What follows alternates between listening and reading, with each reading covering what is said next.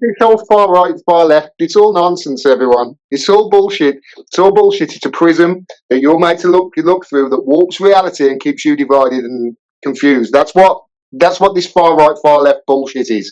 It's just a construct that's there to keep you divided and to keep you blaming each other and blaming the other side for the rich bastards in the City of London who are taking all the money and all your hopes and dreams and all of your children's futures with it as well. That's why.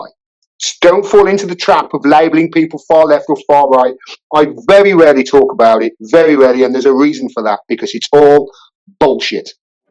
Traveling to a restrictive country with internet censorship? A VPN is the answer, and surf the internet with no restrictions. When tyranny becomes law, rebellion becomes a duty. So said Thomas Jefferson. Go to bit.ly/lawful tax protest or bit.ly/make-war-history and find out why it is a criminal offence to pay central government or local government taxes in the UK. And let's make war history. Hello, mister. Hello, sir. It's been a while, Gordon, hasn't it? Yeah, it's been a few months. Yes. It is. Today is the Thursday, 18th of September, 7:30 p.m. UK time. Well, 7:32, we're just starting this. And boy, oh boy, so much has been happening. So much has been happening. Do you want to kick it off? Well, where do you want to kick it off, mate? There's so many different things that we could talk about. I'll pass the ball to you. You start and then we'll dance. Well, I've been writing about the Charlie Kirk thing today. Mm-hmm. And how we should not believe a word coming out of America with regards to what happened with Charlie Kirk, and whatever the FBI is saying, it's absolute bullshit. And it's all being used as a theatre and a political football now. And used to, I think, bring in an old era of Orwellian censorship from the agents of free speech. What do you think, mate? I have no idea. I really have no idea. It is just, I mean, I haven't examined it in depth, but when it happened, when it happened, I was recording a video with Tom Luongo, Alex Craner, and Susan Kokinda from Promethean Action, and it happened during that video. Actually, no, it was another video I was recording. It happened in the middle of or something. I can't remember, and I watched it. I followed it for a few days or so, but I can't keep up. All this stuff that Netanyahu tweeted about it, Israeli media was talking about it before it went out, and then this trans guy, and then this second shooter in the crowd, and this sniper on the roof.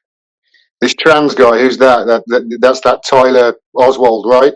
No, Lee Harvey Anderson. Yeah, the Patsy or whatever. I really have no idea about this one. The guy who basically wrote his confession in text messages to his mate in talk that really no 22-year-old I know writes like that, especially in text messages to their mate, and basically signed his confession, and then he's not talking to the FBI and not cooperating after doing that.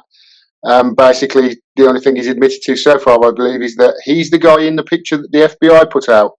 That's the only thing that I'm fully expecting there to be a court appearance and for a mafia guy to come out of nowhere and shoot him any moment now, and then for him to mysteriously die in prison, and then there you go, nothing to see here.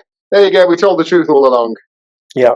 Now, one of the things it did do is I've never listened or watched any of Charlie Kirk's stuff. I just heard of him, or don't recall seeing any of his posts on X or anything like that. But then I have seen a few select clips, and from what I'm gathered is, this guy just liked to talk. He would talk to people. I follow him on Twitter. He follows me. Right.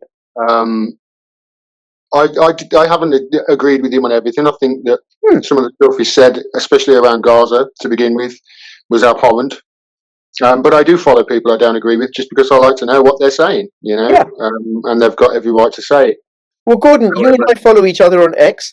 We don't agree on everything. No, not at all. But I love my missus. We argue about stuff all the time, and I love her to bits. I don't know anybody who would agree. I agree with everything on every matter. I just don't. So we should encourage free speech, and this is something that he did. He used to do it in a way that added shock value, and he owns the libs and all that sort of stuff. But Yeah, but he started changing his tune recently, I hear, with regards to Israel specifically. And apparently there was a falling out behind the scenes. Candace Owens, Marjorie Taylor Greene, I think, have been started talking about it a lot. And yeah, it's making waves. And well, I mean, somebody killed him, and I don't think it was Tyler Oswald. Yes, yeah. One of the things that it has done, and one of the things I've seen, so since Trump got elected, are these various schisms within the MAGA community, within his base, and a growing dissatisfaction and disagreement with what looks like Trump's pro-Zionist policies. Growing disagreement because the young generation, what is it? Are they Generation X? Right. Gen Z, I think now. Gen Z, right? Gen Z. They're not on the Zionist train. No, in the next generation coming through, not just in America, elsewhere in the world, it's even worse.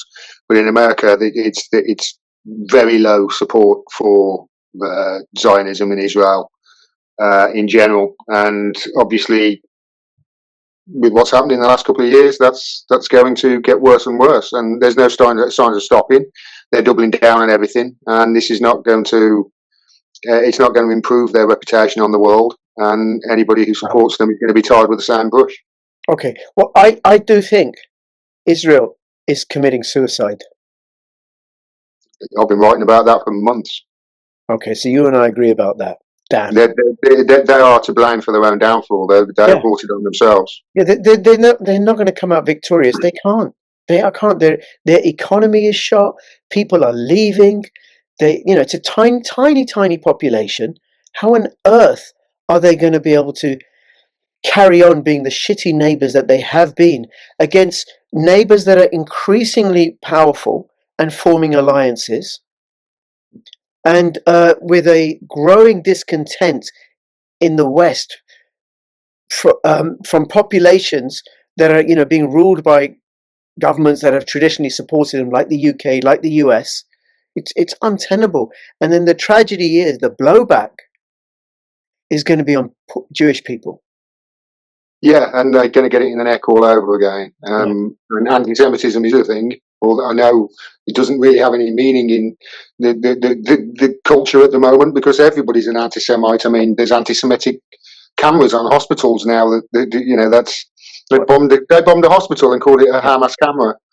It was an anti-Semitic camera. Said they had to bomb. Forget the 5 or 6 journalists and all the medics that were killed on live stream. It doesn't mean anything anymore. The United Nations has just come out and equivocally declared that there is a genocide in Gaza. What we all knew to be true after watching our TV screens over the last and mobile phones over the last 2 years, they've finally come out and said that it's a genocide, and it not only are they doing it now, they have done it for years. They're trying to wipe out this population. And the strength of feeling against them is only going to get worse. I mean, just think about it this way. Sadiq Khan today, I think it was today or yesterday, came out and said Israel's doing a genocide in Gaza. Just last week, he admonished Zach Polanski, who's the new leader of this Green Party, for saying the very same thing. But obviously, the United Nations coming out and making that declaration, you can't really deny it now. If you deny it now after the United Nations have found it, you've become the thing that you hated for 80 years. You've become a genocide denier. Yeah. And so obviously now we're going to see, politicians left and right coming out with statements. Now the United Nations have said this, and it's only going to get worse for Israel. There's no, if it continues this course of action, it's just going to get worse to the point where they've got no friends now whatsoever. But pretty soon they're going to have no redemption either if they carry on. I fear that line has crossed already. Yeah, and the fact that it's genocide, people are, the United Nations are slow to this, and I just want to reference probitycode.com, bit.ly/makewarhistory, or bit.ly/lawful tax protest. So I forget the year of the act, but the International Criminal Court Act and the International Criminal Court Regulations Act, slightly different act, that specifies what genocide is. UK Parliament decided this is what constitutes genocide. Genocide is the killing of one or more people that are united by nationality, race, ethnicity, or religion. So then what this government is doing by supporting and encouraging the war in Ukraine versus lobbying for peace, and what they're doing by supporting the war in Israel and in Gaza and in Syria and the attacks on Yemen, however they're doing it by providing intelligence, they are facilitating and funding genocide and thus violating their own statutes. And then you and I, by paying any fine, fee, levy, tax to local or central government, it all ends up in the consolidated fund, and some of those funds are then used to facilitate those activities, and that is a criminal offense. Now, if people want to, there is a way of engaging in legal, lawful tax protest. Go to probitycode.com or bit.ly/makewarhistory or bit.ly lawful tax protest, and you can find out the process. It's very, very simple. All the information is free, and it's something that we can do to starve this war machine of funds and keep some more money in our pocket, which we can then use for, things like buying food, paying the rent. Yeah, buying food, paying the rent. That'd be nice, wouldn't it? That's right. That's right. So, okay. So, anything else on the tragedy of the gut? No, I mean, I got admonished for not coming out and immediately being up in arms about him being shot. But I mean, it's hard to get upset about one person being shot and killed, however bad that is, when we're hearing now that 680,000 have been killed in Gaza. That's really the rough estimate figure. Their families are never paraded on the TV and giving speeches, and their families don't get to put out TikToks of their hands over the coffins of their, slain loved ones and all the theatre that goes around that. That's really where my feeling is on it. Yeah. I'm not saying that he should have been shot at all. No, absolutely, it's abhorrent, especially if all he was shot for was his opinion, and it seems very likely that was the case, whether you think Tyler Oswald or Lee Harvey Anderson or whatever his name was shot him or not. Yeah, no, absolutely. I'm with you on that, and not forgetting the 1.6 million Ukrainian soldiers that have been slaughtered in a needless, senseless war that was doomed from the start. Never mind the Russians, never mind the civilians, and the poor Yemenis. It doesn't stop. bit.ly/makewarhistory.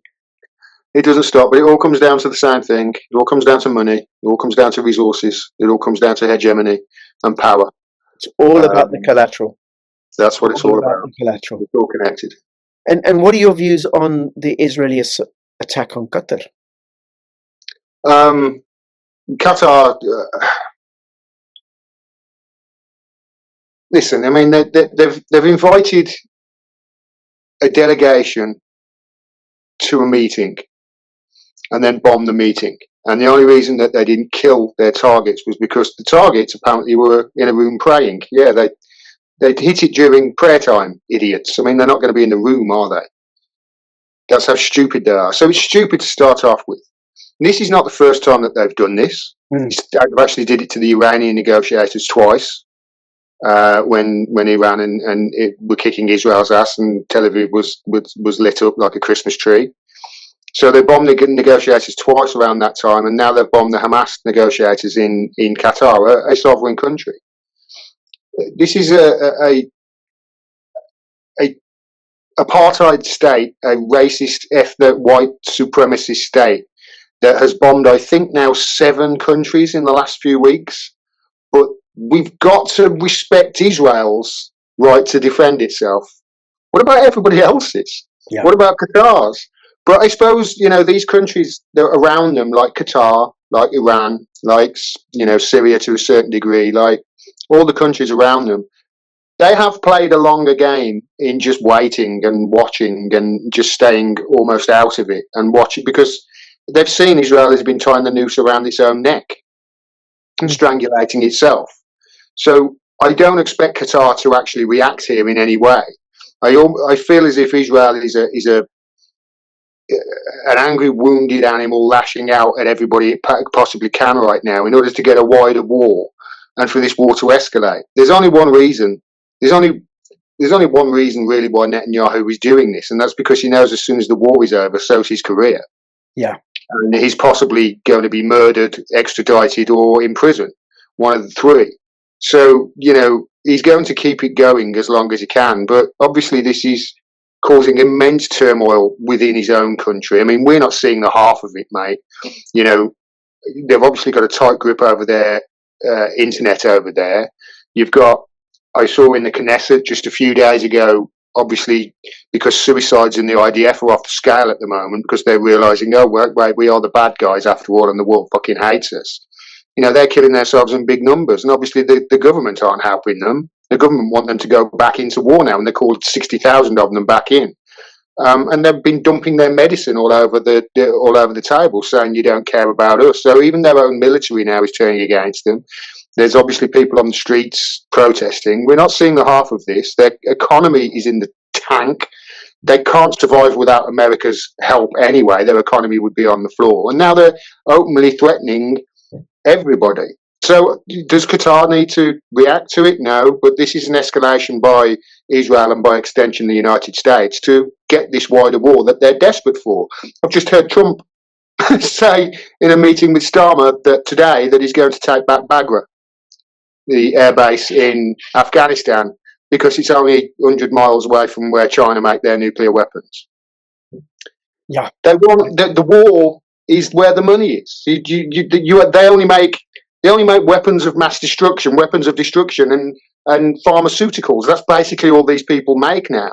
So if you only make those two things, is it any wonder you're going to get a lot of sick people and a lot of wars around the world? And that's what it all comes down to. They need their wars, not just Israel, but America too. And Europe and the UK. But they need their wars because their economies are collapsing because of the complete fundamental flaw within fiat currency. They just printed too much. It's all going to zero. Okay, so we need to have a war as a cover and as an excuse for maintaining our control through digital IDs, CBDCs, and biometric wallets coming our way. Now, money is worthless. Literally, it's literally worthless. Every time they print an extra dollar, it's worth less. And they've been printing it and printing it and printing it for years, especially since the financial crash. And it's backed by nothing but endless money printing and wishful thinking right now, the economy. And I've been saying that for quite some time. And it's true. They're adding $1 trillion worth of debt. The United States economy isn't less than every 100 days right now. I think it's about 3 months, an extra $1 trillion. Who's that owed to? Who's that money owed to? Just write it off, start again. But no, they've got to keep this going. They need their wars to keep it going. And that's what we're seeing right now. And that's why the world's nuts. It's always like this at the end of empire, always. There are echoes back to the Weimar Republic, the Russian Empire, the Roman Empire. You can go back in history, and it's always like this at the end of their tenure. It goes crazy. And there are lots of assassinations that don't make much sense. And all of a sudden, the lines between sexuality are blurred. Yeah. We're here right now. Yeah. And it's people who are prepared that are going to be in a better position when things do change. Yes, this is why Bitcoin, gold, silver, privacy, cryptos. We may talk about that later. I want to go back to Qatar. And it's funny because in American it's Qatar. In English it's Qatar. And in Arabic it's Qatar. I actually worked in Doha for 4 years. Qatar. Anyway. So I've seen a post on X, I don't know how reliable it is, but that foreign embassies are reducing their staff in Israel to skeleton staff, which suggests that something could be coming. And it may be that Qatar have negotiated via the US or whoever some sort of retaliatory strike in a way that happened before when Trump shot Soleimani, and then Iran reacted, and then when Trump recently bombed those nuclear sites, he didn't use those bunker buster bombs. He used Tomahawk cruise missiles, according to a report I listened to Scott Ritter. Yeah, Tomahawk. which only did superficial damage. I couldn't believe it. When I heard that it was tomahawks, I was like, what? It's like a scratch, right? Not I didn't understand it. And then Iran attacked some American air bases. I think it was all prearranged, save face on both sides, but then taking away Israel's excuse for attacking Iran. So one of the things, and I suspect around about September the 24th, something big is going to go down. It could be in Israel, it could be elsewhere. Something major is going to go down around September the 24th. Well, things are coming to a head right now, because I've been reporting on the Hague group. Have you heard about them? Yeah, you mentioned it last time, but just for people who haven't heard about it, say what it is. So the Hague group is a group of countries that got together. I think it was about two and a half months ago. I wrote about this and basically agreed that there was going to be an embargo of ships and shipping stuff going to Israel, not just to it from your country, but also transiting through your country. So obviously that's going to choke Israel's shipping lines off, which about now will be how it happens. I would have thought it usually takes about 3 months for shipping lines to start to be choked, and Israel has signed up to this as well. Turkey have signed up to this as well, which Israel relies heavily on for its oil. Can't really get away from it. If Israel cut the oil off, then Israel are in big trouble. So you've got the chokehold of goods going into Israel from these countries, and I mean these are all, a lot of them are on the west coast of Africa. So shipping companies trying to avoid the Yemeni embargo can't dock at the ports going up, like South Africa, for instance. They won't be able to dock there, which is a main point. So that's going to cause problems. And then you've got the United Nations General Assembly as well, which multiple countries, I think six or eight now, including the UK, have said they're going to recognise Palestine as a state at the United Nations. That's obviously going to cause problems. The weekend, this flotilla of 50 boats is going to hit international waters around Israel. So they've got this flotilla with Greta Thunberg on and many other activists, brave activists who are trying to break the blockade. It's like a perfect storm, right, of pressure. And when pressure gets too much, something blows. Yeah, well, just on Turkey, I understand that Israeli media has said that Turkey is now the bigger enemy to Israel rather than Iran. Yeah. Erdogan came out a couple of weeks ago and said, look, we're going to get, we're opposed to what Israel is doing. But then Erdogan, like, he talks out of both sides of his mouth, right? and then, you know, like supplying weapons to Ukraine while making nice to Russia, right? And then you've got what's happening in North and South Cyprus. Yeah, I was going to bring that up. Yeah, where Turkey's increasing its troops from 40,000 to 100,000. And then South Cyprus is purchasing Israeli defense systems and shoring up its defense. And Greece and Israel may be talking behind the scenes.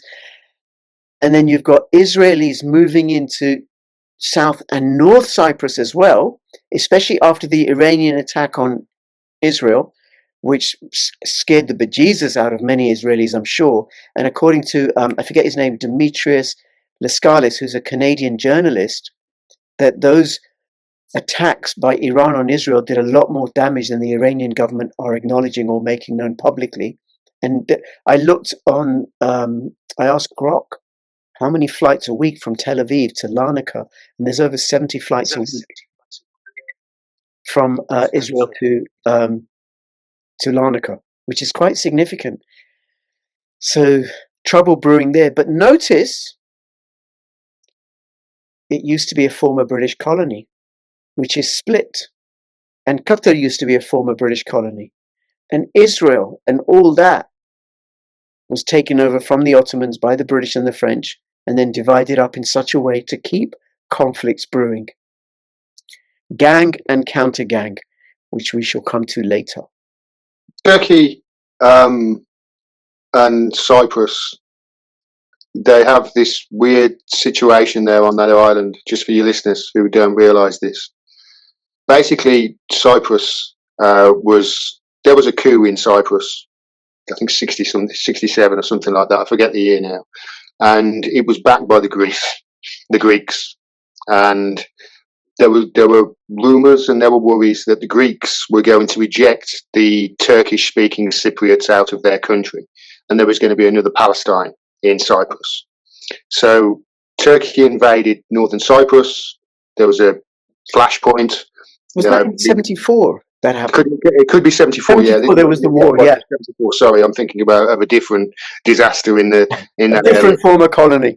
But yeah, the Turkish invaded, and basically, the island was split. Not down the middle, not 50-50. The Turkish have got less territory, but it's split from the mountain range, basically. And there's a United Nations demilitarized zone that's run through it. 100, 200 yards of no man's land, and checkpoint going through it. But other than that, Turks and Cypriots, they cross that border quite often. They got on quite well. They have never sorted this problem out, but they kind of have, in a way, where they all sort of get on, and there's flare-ups every now and then. They get on. Yeah, you can go through. So everybody gets on really for a while, and they're all right with it. Yeah, and then the Israelis turn up.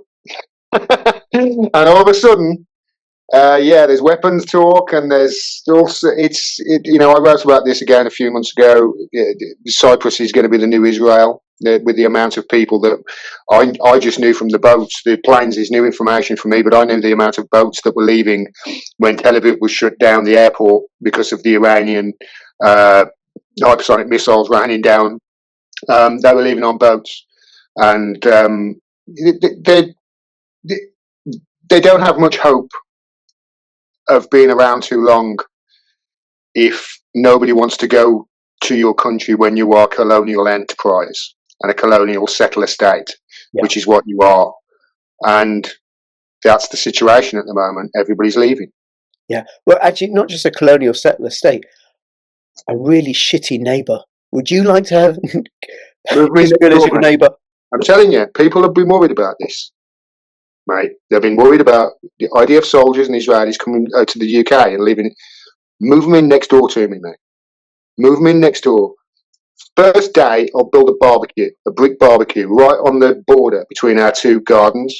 And then a few weeks later, and every few weeks later after that, I'll dismantle it in the middle of the night, and I'll move it 6 inches further towards their property. And by the time they figure out what's happened, I'll be cooking burgers in their fucking front room. I'll move the fence. And if they object, will you show them some holy text that says it was yours? Exactly. Yeah, exactly. I'll show them a book from 3,000 years ago that said that my ancestors. I don't. People. My missus said this to me a long time ago. They're going to have to lie about where they came from. They're going to have to lie. They're going to have to start saying, "Oh, I'm Polish again." Yeah. "Oh, I'm British again. I'm American again," and they're going to hide their accents because the world has seen their horrors, and they've seen that most of them have supported this all along. And yes, they have been tricked to a certain degree with propaganda to go down this route. Nobody does this stuff without being led, but this is who they've become now, and the world can see it. Yep. And then one of the things that I find curious and is how one British asset, Israel, attacked another British asset, Qatar. And I've heard noises about how a lot of the financial systems in the city of London have moved to Doha, and how Doha is riddled with MI6. So from the stuff that I've been looking at, underneath it all, it's the city of London and their Praetorian Guard in the form of MI6, shit stirring everywhere. The spider in the web. The spider in the web. That's right. That's right. Gang and counter gang. That's what they do, and they're doing it in the UK. So look, you take a country as large as India, an industrial powerhouse, large population. How does a small country like Britain, with a relatively small military that's, and long distance, how do they rule over such a large population and a large territory? One is through proxies, by fostering local proxies, but the other is also gang versus counter gang. So what that is in an area that's predominantly Muslim, the administrators favor the Hindus. They keep favoring the Hindus, or at least to be seen to be favoring the Hindus. And then the Muslims then turn on the Hindus. And in another area where the Hindus are in majority, they favor the Muslims. And they keep favoring the Muslims. And then the larger group, the Hindus, turn on the Muslims. The British don't care either way. The imperialists don't care either way. But while these two groups are fighting, it leaves them free to keep plundering the resources, divide and rule. And then what I see is that happening in Britain right now with raising the flags. Like, it's okay to raise a Ukrainian flag and a Palestinian flag, but not an English flag. No, it's fine. It's fine to raise an English flag. Well, I think so, but it's but they're being targeted. In the city where I live, there's a young Christian preacher. He's being arrested repeatedly for standing on a street corner and preaching the Bible. What the fuck is that? Oh, that's next to the abortion clinic, though, isn't it? No, he's not. It's not that guy. Clinic. No. I know somebody who's arrested for that. Yeah. That's if you do silent prayer outside an abortion clinic, you can be arrested for that, right? That's just insane. So there's what I see lots and lots of policies, like, for example, the Labour government looking at making Islamophobia a criminal offence. Now, as a Muslim, here's what I say to that. Fuck off. We're going to make Islamophobia a criminal offence, but not insulting Hinduism or Christianity or Judaism. Yeah, it's just going to piss people off. We've got laws for racism, right? We've got laws, a broader law. Yeah. So what do we need to... But also, Islam is a philosophy. Some people, its adherents believe it to be the absolute truth, but the same could be said about Christianity. It's a philosophy, and its adherents believe it to be the truth, but it's still nevertheless a philosophy, because you can move from one to the other. Although you can't really leave Islam, it's frowned upon. But it makes no sense for the Labour Party to be doing that, to be making Islamophobia a racist thing, because they would all be prosecuted because they were shown with the Labour files and the Ford report to have a hierarchy of racism against black and ethnic minorities. Excuse me. Yeah. They were shown. So the only reason that they would do that is to prop up something to divide people. Yeah. And this is the only reason they've done it. And obviously, why would they do that? Well, look at who funds them, look who pays for them, look at who owns the media. It's the people that we were talking who basically are all the agents for the City of London. It's the rock, all the rich families that you've heard of that you're called an anti-Semite if you even mention one of them, but and they're not all Jewish, by the way. So that is a conspiracy theory. But I'd just like to point out that these are rich people who've basically been pulling the strings for a long, long time. Yeah, the remnants of British Empire. This is why I looked at some numbers earlier, based on, immigration into this country. Do you know how many legal and illegal Muslim immigrants there are in this country? An estimate that I've made today that have come in over the last 5 years. Muslim, about 200,000. Illegal and legal immigrants, it's about 400,000. But I estimate about half of them, looking at the countries that they've come from, are Muslim. 200,000. That's it. That's, a little bit more than a football stadium's worth. How can those? Sorry? How many are coming in a year? Illegally, I think it's 30,000, something like that on boats, 30,000, 40,000 on average. It's about 160, 200,000. And then there's about another 200, 250,000 that are here that are waiting and have got their papers. It's less than 500,000, mate. Right, but a year? No, over the last 5 years, in total. Okay, I'm just gonna ask Grok, because Tony Blair was the one, from what I've looked at, that initiated an acceleration in the numbers of people that are coming to the UK. Okay. And it used to be about 46,000 total. So, what is the total? I'm just going to ask Grok, what is the total number of immigrants? Really hard to get this information, by the way. Well, let's have a look. I've got a feeling I know why, because it's actually much lower than they're making it out to be. The point I'm trying to make is that they've been really propping up this immigrant story, haven't they? And it's not as big as they're making out. I know that it is an issue. Yeah. Especially in areas that have, you know, these hotels that are housing. Why we can't just build them houses? And, you know, China would have sorted this out in 5 minutes. They really would have. But again, that's another weight to my argument that it's all being manufactured. Because if China could sort this out in 5 minutes, and we got the homeless off the streets in 5 minutes during COVID, then we should be able to sort out these immigrants and temporarily rehouse them or do something, right? It's almost like we're using them as a political football to divide people. Yes, they are, right? Okay. Okay, so Grok has said, and I'm just asking again for greater clarification, total, can you guess? Since 2000. 948,000 according to the ONS. In 2000. In 2024. What, in 1 year? Yeah. That's wrong. Okay, well, this is according to the ONS, right? So, of course, Grok is only as good as the information. I can believe it if it's total. If it's 900,000 total since the year 2000 or whenever they. No, in 2024. It's not that. 2024. Okay. Well, we have some disagreement here. No problem. No problem, right? Grok says 948,000 according to the ONS. You say that's not accurate. I don't know any other source. I just looked it up right now. However, one of the things, just going back to the Islamophobia thing, that this government doesn't care about Muslims because they're facilitating the slaughter of them in the UK, in faraway lands, right? So so it is just for this game of divide and rule, gang versus counter gang, because it doesn't matter, even if the figures that you're saying are correct or they're lower, it's the perception.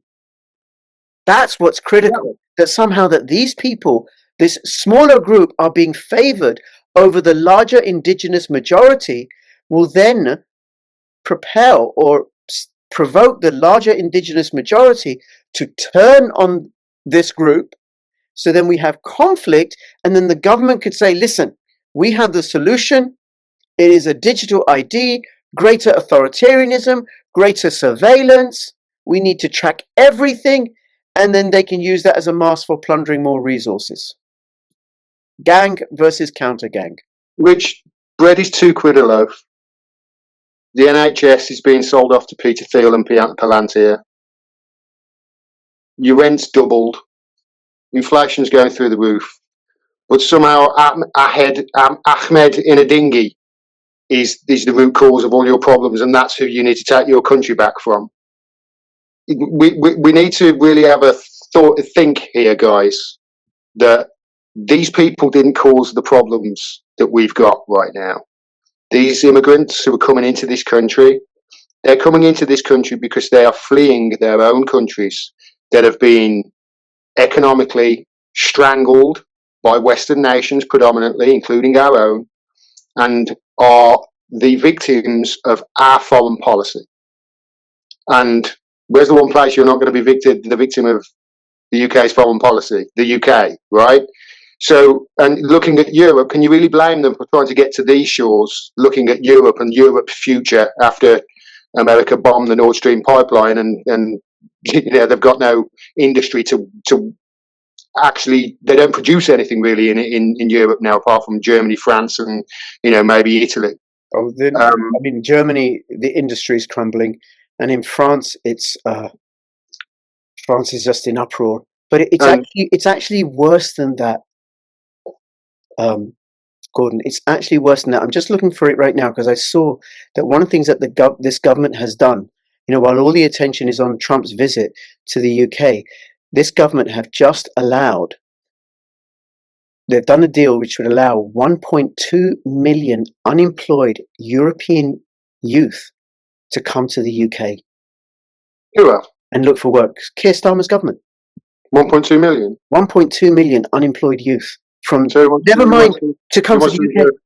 So he wants to reverse Brexit then? Oh, yeah, absolutely he wants to do that, right? And that would allow the European Union to plunder resources from the UK in order Why do we need 1.2 million? Why do we need 1.2 million? We've got way more than that unemployed in this country. That's right. Well, it's gang and counter gang. So we have shrinking resources, money, the pound's losing more and more value. So let's bring in even more people. Keep everybody angry and fighting with each other. And fighting with each other, because you have increasingly large population competing for a static pool supply. Well, actually, a shrinking pool supply because they've got plans to cull something like 20% of the livestock in the UK over the next few years or so because of cow farts. I kid you not. Cows fart too much and they're destroying cows and those little lambs, those little cute bouncy lambs, they fart too much and they destroy the planet. No, yeah, I mean that's far too. That's far worse than all those bombs going off on Gaza, isn't it? Those cow farts. I mean, they do so much bad for the bombs don't atmosphere. fart, they just go bombs, boom. Those bombs just. What was it Jimmy Dore used to say? Those bombs hug people to death. Yes. That's how bad bombs kill people. You know, they don't go boom and set off all sorts of stuff into the atmosphere. No. And let's not pay any attention to the Nord Stream pipelines blowing up and all that methane that was, burst out into the atmosphere, shall we? No. Let's not deal with that. Let's deal with cow farts. Come on, man. This is pathetic. It really is. This is comedic now. It's getting so stupid. But like I say, this is end of empire. Yeah, this. And, sorry, Gordon. I just want to correct you. Right, I've found the tweet. It's not. So here's what it says from BrexitFacts4EU.org, their X account. On the same day that Trump lands, Starmer's EU minister agrees to take in EU's young unemployed, and the data is released that shows there are 1.2 million inactive young Britons. So 1.2 million inactive young Britons, and they're going to take. And he's taking in. Right. Okay. We don't know how many yet, but he's saying, yeah, we'll take him in. We'll take them in, right? So then, we need them to blame everything on. Yeah, and then when local people object, they're then vilified as far right, and no decent person wants to be vilified as far right. I mean, I didn't go to that demo. I wasn't going to go, but I wasn't going to go to the counter demo either, because it's still playing that divide and rule. Oh, I stopped going to the gym, mate. Oh, that is far right. That's good. That's good. Yeah, I was going to get labelled far right for going to the gym. Do you eat healthily as well? Do you try to? Because that's a bit far right as well. No, I'm cooking my own bread. Not because I'm far right, because I'm broke. Yes. This whole far right, far left, it's all nonsense, everyone. It's all bullshit. It's all bullshit. It's a prism that you're made to look through that warps reality and keeps you divided and confused. That's what this far right, far left bullshit is. It's just a construct that's there to keep you divided and to keep you blaming each other and blaming the other side for the rich bastards in the city of London who are taking all the money and all your hopes and dreams and all of your children's futures with it as well. That's why. Just don't fall into the trap of labelling people far left or far right. I very rarely talk about it, very rarely, and there's a reason for that, because it's all bullshit. Very good. Very good. I'm conservative on so much, mate. I'm conservative on so many things, but on other things I'm liberal. Chris Rock did a sketch about this. Yes. Just think about the issues. If you actually spoke, if you're a liberal and you sat down and had a conversation with a conservative, and this has happened so many times, I've got so many reference points of this, you will find that you agree on 95% of everything that you want for your country. It's that 5% that you disagree on that they keep you divided on and fighting each other on, so they cannot give you the other 95% that you fucking do. And that's what it comes down to. That is the whole shtick. That is basically what your media is there to do, to create this theatre, to keep you blaming each other for all of the problems that they are causing. Well said. Well said. Very good. Very good. Okay, so we got that dealt with. Keir, it's easy, isn't it? This politics life. Gordon, can we disagree on something, please? Yeah, if you want. Don't eat bread. Why not? Oh, okay. Now we got something. Why not? I've just started baking. My own bread. So why not? I read 12 years ago, 13 years ago. I read an article by a professor of medicine. The worst mistake in the history of the human race. Professor Jared Diamond from the University of Southern California. And I thought, what, the Kalashnikov? Nuclear weapons? Internal combustion engine? What could it be? He said agriculture. Agriculture gave us calorie-rich, nutrient-deficient foods. So the refined carbohydrates, anything wheat, corn, potatoes and rice. Now consider this. Here's a little thought experiment, Mr. Gordon. As a born and bred, true blood Anglo-Saxon, going back thousands of years, it's now I don't know what year it is. Long before the Romans arrived. It's April, and there you are in the Midlands, and it's probably all forest with some meadows and everything, right? Go get some food. I'll go and get some wheat, and I'll grind that up. You're not going to get some wheat. You're going to hunt, and you're going to You're going to get. Listen, it's all woodland. It's all woodland. It's flat woodland. The Midlands are like before the Romans came. What you're going to do? You're going to hunt. You're going to fish. Right? You're going to forage. I've got a cat that's 9 kilos. I'll have that. Now, here's what you're not going to do. You're not going to clear the forest, plough the field, sow the seeds, and then harvest it in September, mill the flour, and then bake some bread, because by that time you'll be dead. So do you think the bread's really bad for me then? Well, here's what I did, right? I thought, this is interesting. Because it's not like I only eat bread and that's it. Bread is like a tiny proportion of my diet, you know? Yeah, I get it. Well, here's what I did. Whatever toxins are in the bread, I'm pretty sure that the amount of, you know... Oh, we'll come to bread. My body weight in alcohol that I drink each week will kill anything that's really that bad. No, it won't. We'll come to the poison that dwarf wheat is. No, you didn't know about that. Okay, so... what I did, I read this. I was like, "Oh, this is interesting. A professor of medicine is saying this. Well, let me try this out because that's where it matters the most."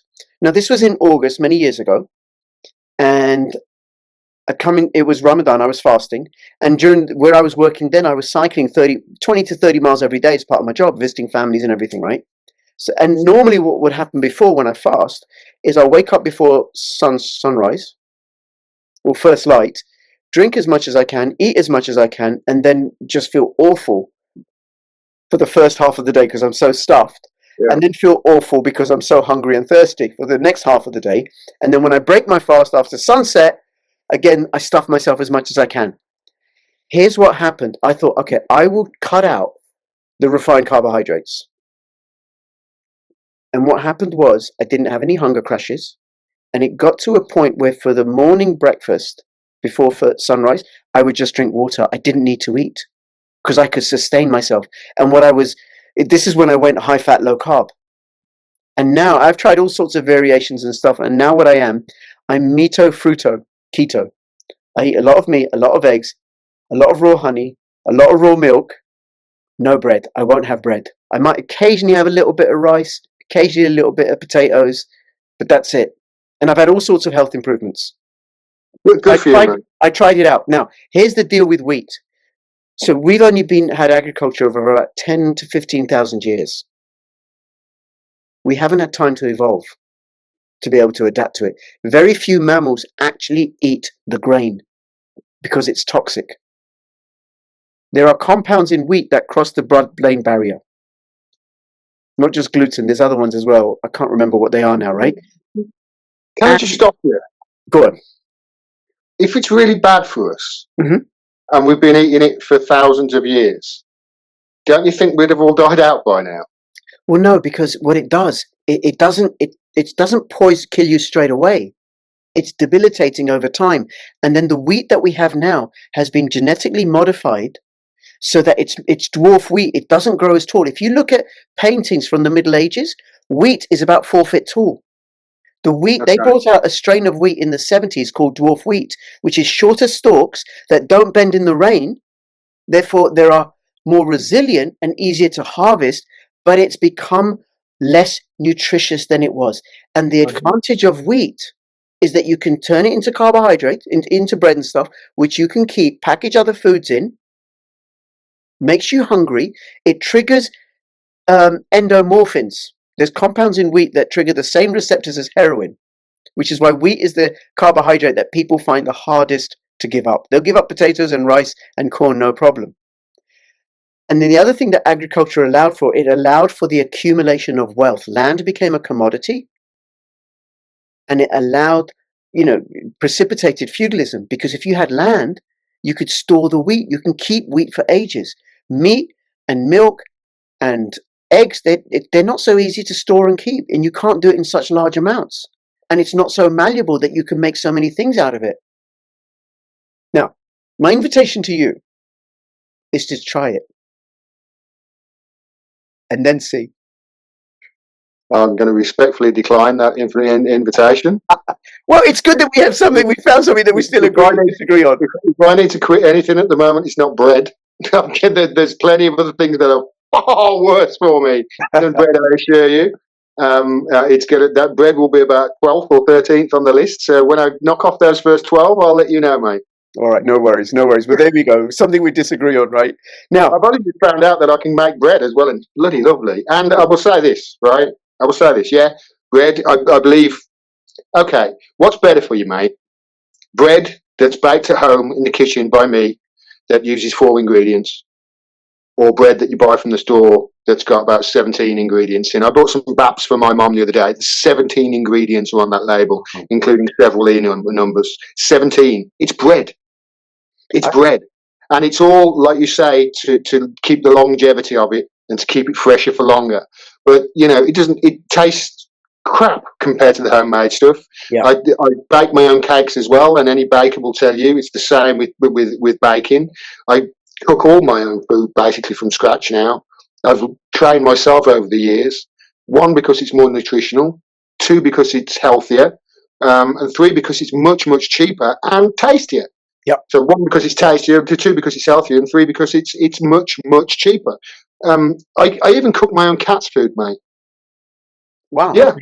Okay. Because I just want to bread, right? So if you're gonna make bread, from what I've looked at, and I don't bake bread, I haven't eaten bread for ages and ages and ages, right? If you can make it from einkorn flour, or make sourdough, it's less toxic than regular flour. Sourdough's got all the gases and whatever taken out of it, hasn't it? Which is what I'm going to be cooking. I'm just learning the basics at the moment, but white rolls for my mum, because I take care of my mum, like as you know, and she eats a lot of bread. So I'm starting to cook it myself and look after her in her old age.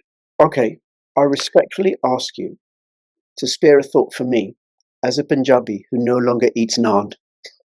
That's kind of like, it's not right. It doesn't like the cold, isn't it? That's right. That's right. I go to Pakistan. What is this? Huh? I make a wicked naan bread as well, mate. It's a shame. Do you like curry? I love curry. Okay, here's a little trick. Go to Grok or ChatGPT, right, and say to them, give me a step-by-step recipe for making Lahori chicken curry or Lahori lamb spinach, balak gosht, or balak paneer. Lahori from Lahore, which is the cuisine that I know and love, and proper Pakistan. Well, Lahori what? Well, what's your favourite curry? You don't say bolti. No one eats a bolti in Pakistan. I would probably say Thai green. Sorry? Thai green curry is my favourite. Okay, I don't know I'm talking about Pakistani or Indian curries, right? I don't know about... I'd probably just go for a random bolti or a chicken masala or something like that. Yeah. Neither of those are traditional Pakistani dishes. Yeah, they're British, aren't they? It's English curry. I do my own Bangladeshi biryani. Okay, but what you could do, whatever place you want, whatever cuisine you want, just say, please give me the recipe, step-by-step instructions for a traditional Bangkok green curry. Yeah. Or, whatever it is, right? If you want a traditional Bangladeshi biryani. So you're going to put that in. So then you'll get the local recipes, because I've tried it that way. Yeah, the curries I know how to do, especially the biryani, they come passed down from generations. My Chinese chicken curry is passed down through about 3 generations of my friend Chin Taylor, who is a Chinese restaurant, Chinese chef himself. He's got his own businesses. I go for the proper stuff, mate. I don't mess around. My Thai green curry, I make the paste. I was trained by a Michelin star chef in Thailand. I went and took a lesson. She works in a Michelin star restaurant for about 13 years and told me I was a good cook. So yeah, I don't mess about with my food, mate. When somebody said I've just started learning how to make bread as well, because that's the one thing I didn't know. And now you're telling me I can't have that. So no, damn you, goddamn it! I'm eating my bread and I'm going to love taking it. all the joy out of your life. No bread for you. I just think more people should do this. There's a reason I do it, and that's, like I say, it's healthier, it's cheaper, and it's tastier. But also, I mean, especially if you're cooking for your family, you know that you're going to be cooking quality stuff, and it's much better on your budget, etc. But also, it helps your BDS. It helps you stop paying into this monetary system that's screwing us all. You know, it helps you because let's face it, it's capitalism really that's causing most of our problems right now. And if you can detach from it, great, because where's the money better spent, in your pocket or in the pockets of Mars or Nestle or any of these other companies that own 90% of the products that are on your supermarket market shelves? I was looking at cat food. I mentioned cat food. I was looking at cat food, and 95% of the stuff on your supermarket shelves is owned by two companies, Mars and Nestle. And we all know about Nestle. I mean, these are one of the worst companies in the world for human rights, etc., and using slave labour, etc. And they've been fined like you wouldn't believe. But yeah, that's where most of your pet food is coming from. It's all the same stuff. It's all repackaged, and it's all crap stuff, especially for your animals. Imagine, I mean, they're doing that to your animals, the furry things that we're meant to love the most. Imagine what they're putting in your kids. Yeah, absolutely. Cook from home. Absolutely, cook from home. And actually, Gordon, what that is part of a larger umbrella of activities that promote resilience. Grow your own food, connect with local people, use privacy, cryptos, by the way, free VPN from voltdata.com or sentinel.co, free. Yeah, for Christ's sake, don't use ExpressVPN or any of them ones that are owned by the Israelis. Yep. Okay, anything else?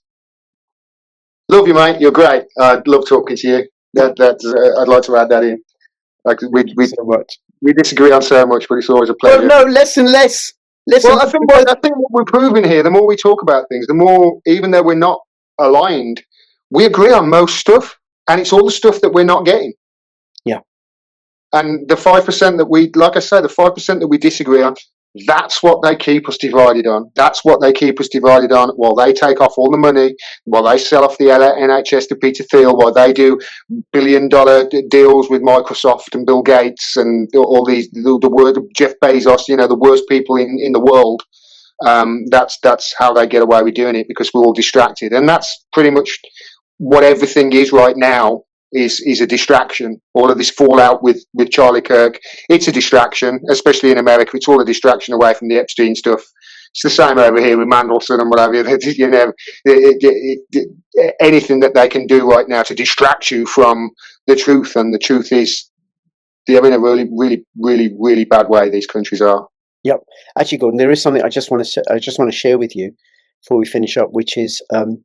End of June, I recorded a video with Alex Craner and Lauren, aka iCrypto. She's an astrologer in Florida. And she said, this is end of June, she said September is going to be really, really rocky for Keir Starmer. And she said, she said in particular September the 10th. This was back in June. And then she said again September the 30th. And she said it could be that he ends up losing his premiership. Then I recorded another video with her, the beginning of September, because I said, listen, this is what's happening, right? And they're both on my channel. And she pointed out a few other dates that were kind of rocky for him. And then September the 10th was when the emails came out between Mandelson and Epstein. And it's become rockier for Keir Starmer. And I've long maintained, long before I spoke to Lauren, that Keir Starmer's not going to last. He's not going to see his full term. I doubt that he's going to be here at Christmas, and then we'll have some other monkey to deal with. Well, he's got to be out by April, is the truth.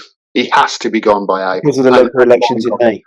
Because in April is when the trial is for the 3 Ukrainian rent boys. Oh. Now, the media can't talk about this at the moment. Because it's an ongoing court case, but yeah, I mean, how did these guys know that Keir Starmer, those two cars were his, one of which he'd sold, but they didn't know that. They assumed that how did they know where I couldn't find out where Keir Starmer lived. No. I'm a citizen of this country, but Yeah. they knew. So how did these Ukrainian models know? So the media in this country can't talk about that because obviously it's No, but they can mention what they're charged with. they can They mention that, that. but they don't. But you know what the media like? It's all going to be selectively released. And come April, I think that this is going to be very, very, very embarrassing for him. Not just professionally, but personally as well. And I think he'll be long gone by then. I think that will be they've got to look at things. They've got to look at, his track record. You and I said before he was elected, just after he was elected, you and I sat here and we both said that he's one of the most incompetent and dangerous men to ever become prime minister of this country. And how's that looking right now, a year and a bit on? Yeah, I mean, he's gone back on every single thing he's promised. He's lied about pretty much everything, up to and including genocide.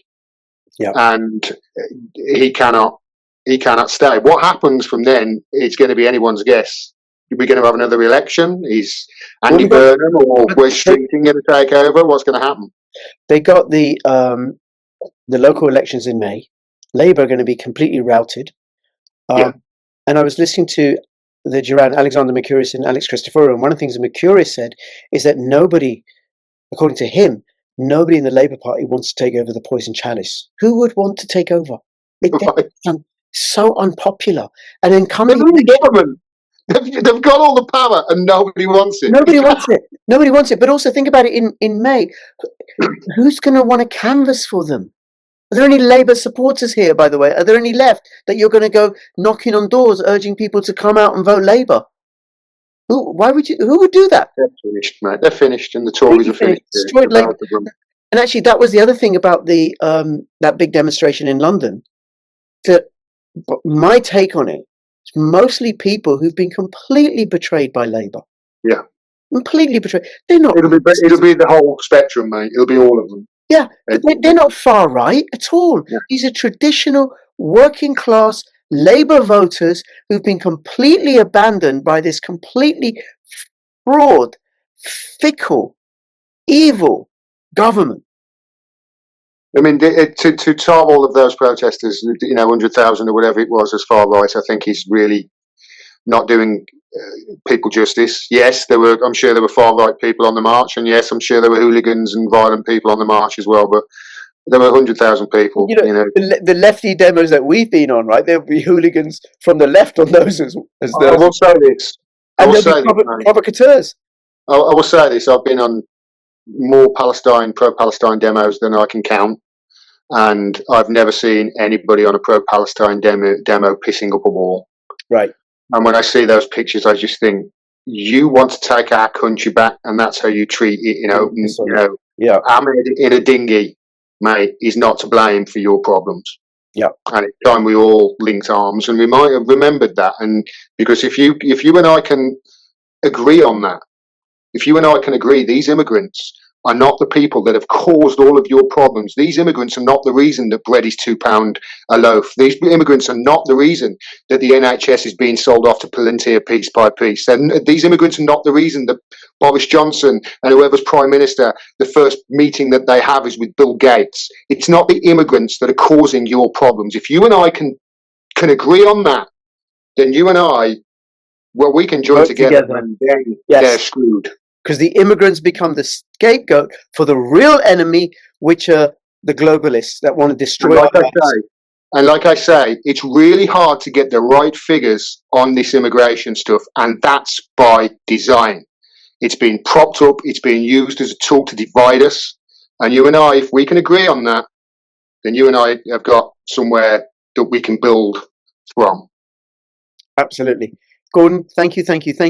Absolute joy and pleasure. Look forward to speaking to you again. Everybody, please share this video far and wide. It's really, really important. Subscribe to me, subscribe to him, wherever he is. GordonDimmack.com, follow him on X, and go to bit.ly/lawful tax protest or bit.ly/makewarhistory or propertycode.com. Keep your money and don't fund war. Crypto Rich. And bake your own bread. And bread maker Gordon signing up. All the best. Bye-bye.